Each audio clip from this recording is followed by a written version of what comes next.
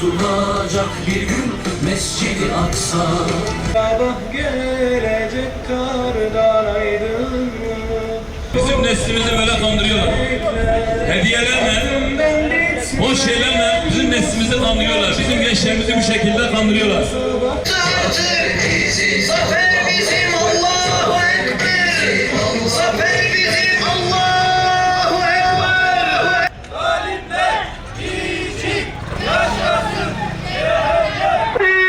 Allahu Ekber. Allahu Ekber. Bak. Zalimler için yaşasın cehennem. Zalimler için yaşasın cehennem. Bugün burada tam 24 haftadır sönmeyen bir ateşle, dinmeyen bir öfke ve sarsılmaz bir inançla buradayız. Bizler mahallemde işbirlikçi istemiyorum diyerek sokaklara dökülenlerdeniz. Bizler dünyanın gözü önünde işlenen en aşağılık soykırıma alışmayı reddedenlerdeniz.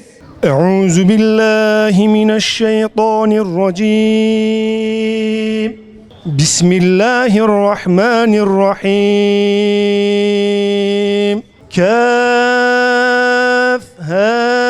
يا عين صاد ذكر رحمة ربك عبده زكريا إذ نادى ربه نداء خفيا قال رب إني وهن العظم مني واشتعل الرأس شيبا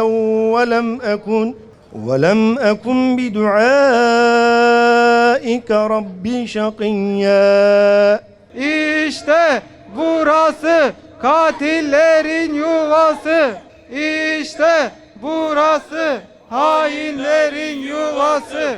Değerli dostlar, bugün biz burada Muharrem ayında, bu anlamlı ayda biz tarihin doğru tarafında durmak üzere insanlık adına duruşumuzu ortaya koymak üzere burada bulunuyoruz. Mazlumların yanında durma adına, onların sesi ve nefesi olma adına ve kendi onurumuzu muhafaza etme adına, insanlığımızı haykırmak adına burada toplanmış bulunuyoruz. Bir yerde eğer ki zulüm varsa, bir yerde kadınlar ve çocuklar ölüyorsa, bir yerde işgal varsa, bir yerde mazlum beldeler talan ediliyorsa artık orada bir insanlık meselesi var demektir. Dili ne olursa olsun, ırkı ne olursa olsun, rengi ne olursa olsun, dini ve kimliği ne olursa olsun, bütün insanların insanlık onuru adına ayağa kalkması lazım ve insanlık onurunu muhafaza etmesi lazımdır. Bugün buradaki mesele onurlu olma ya da olmama meselesidir. Dolayısıyla ben insanım diyen kim varsa çocukların kanının aktığı yerde, mazlumların kanlarının aktığı yerde ve beldelerin harap olduğu yerde ayağa kalkmak zorundadır. Bu bir tercih meselesi değil, bir zorunluluk meselesidir. Öyle bir duruş ortaya koyalım ki yarın çocuklarımız, bizden sonraki gelen nesiller bize baktıkları zaman onlar adamdır diyebilsinler. Onlar yiğittir diyebilsinler. Onlar onur sahibi insanlardır diyebilsinler değerli dostlar. Şimdi biz Kerbela hadisesine baktığımız zaman, biz tarihte yaşanan zulümlere baktığımız zaman hep şöyle deriz. O kadar Müslüman vardı o dönemde. O kadar Müslüman ölmüş müydü ki peygamberin ailesi, ehli beyti zulme uğradı, katledildi. Kerbela'da Hazreti Hüseyin ve yarenleri kuşatma altına alındı, muhasara edildi, bir damla su verilmedi ve şehit edildi. Bakınız asırlar sonra biz şu soruyu soruyoruz. O zamanki insanlar Müslüman değiller miydi? O zamanki insanlar vicdan sahibi değiller miydi? Onlar bu peygamberin ümmeti değil miydi diye soru soruyoruz. Ve yine aynı şekilde ta asırlardır hep İslam ümmeti ve insanlık şu soruyu soruyor. Hazreti Hüseyin ve yarenleri Kerbela'da kuşatılmışken, Allah Resulü'nün ailesi Kerbela'da kuşatılmış iken İslam ümmeti niye bunlara sahip çıkmadı şeklinde ta o günden beri Küfe halkı kınanmakta, Küfe halkı lanetlenmektedir. Şimdi değerli dostlar size soruyoruz. O zamanki Kerbela ile bugünkü Gazze arasında nasıl bir fark vardır? Evet, o zaman Kerbela kuşatma altındaydı. Bugün de Gazze kuşatma altındadır. O gün Ehli Beyt su bulamıyordu. Bugün aynı şekilde Gazze'li mazlumlar su bulamıyorlar.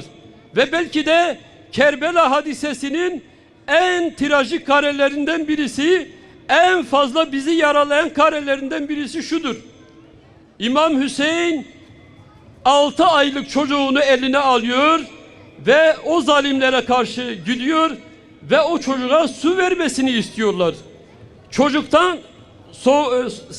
susuzluktan kavrulmuş olan o çocuğu eline alıyor, kaldırıyor ve onlara gösteriyor. O zalimler kalkıp da su vermek yerine, vicdana gelmek yerine ok atıyorlar ve 6 aylık olan o çocuğu Ali Asgar'ı şehit ediyorlar. Orada şehit edilen Ali Asgar ile Gazze'de bombalarla paramparça edilen, bombalarla yakılan binlerce çocuk arasında, 10 binlerce çocuk arasında ne fark vardır? Evet, biz o gün o tabloya sessiz kalanları kınıyoruz. Ama günümüzde binlerce Ali Asgar'ı şehit eden, binlerce kişiyi molozların altına gömen, onları paramparça eden, ümmetin çocuklarını, bebeklerini paramparça eden bu zalimlere karşı ise ayağa kalkmıyoruz. Kılımızı kıpırdatmıyoruz. Biz bugün nasıl ki Küfe ehlini lanetliyorsak, emin olun ki yarın gelecek olan onur sahibi insanlar da bu asırda, bugünlerde yaşayan insanları lanetleyecektir ve kesinlikle bunlar nasıl onursuz insanlardı diye bizleri Allah'a şikayet edeceklerdir. Tam 1001 gündür orada katliamlar devam ediyor. Zulümler devam ediyor. Kuşatma devam ediyor.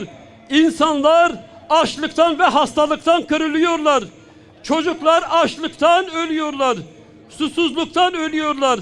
Ve güya ateşkes anlaşmasına rağmen hala her gün mütemadiyen oraya bombalar yağıyor. Derken insanlıktan ses yok. Garantör ülkelerden ses yok. Ben onur sahibiyim diyen insanlardan ses yok. Elbette onur sahibi olan insanları buradan tenzih ediyoruz. Bakınız, ortada böylesine bir tablo var iken şimdi kimse demiyor ki ey onur sahibi olan insanlar, elinize silahı alınız, cepheye koşunuz demiyor.